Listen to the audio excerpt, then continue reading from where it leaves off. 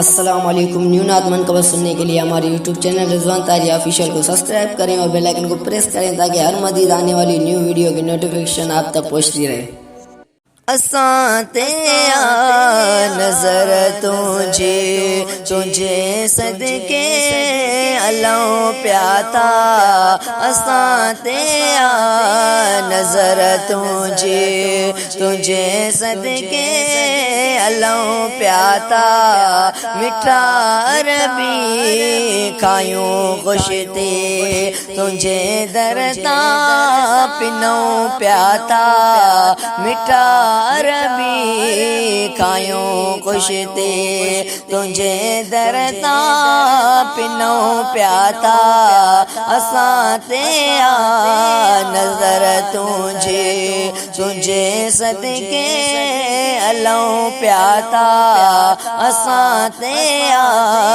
नजर तुझे जाओ कजो दस रब दसियो तुझो दरिया खुदा का मिलियो, जाओ कजो दस रब दसियो तुझो दरिया खुदा का मिलियो, वटी वेटा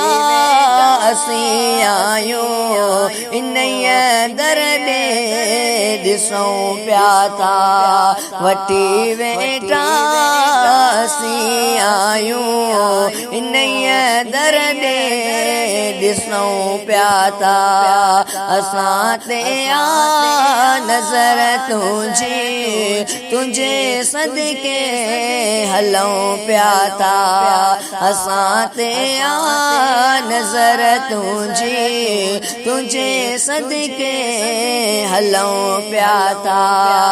सिवा तुझे सजण मुंहिंजा असां जो केर ॿियो आहे,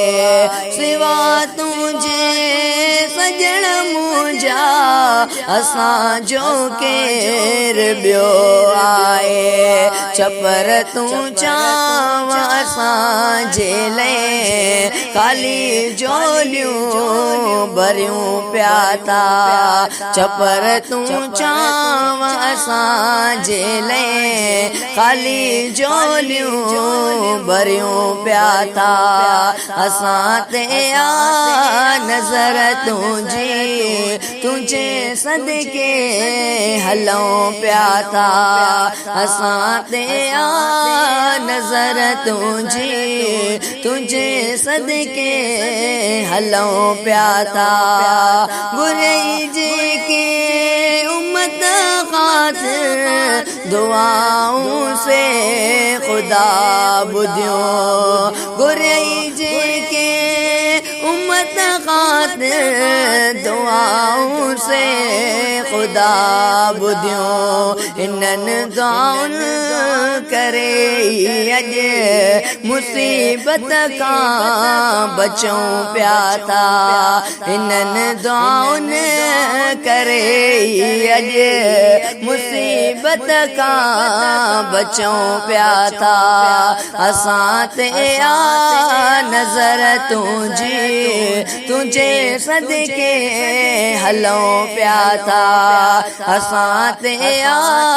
नजर तुझे सदके हलूं प्याता, जो के मेहर के जो कई वॾा एहसान कुर्ब कई, जो के मेहर के जो कई वॾा एहसान कुर्ब कई, अता मोहबत कई पंहिंजी तॾहिं नातियूं लिखूं प्याता, अता मोहबत कई पंहिंजी तॾहिं नातियूं लिखूं प्याता, असां ते नजर तुझे सदके हलूं प्याता, असां ते नजर तुझे सदके हलूं प्याता।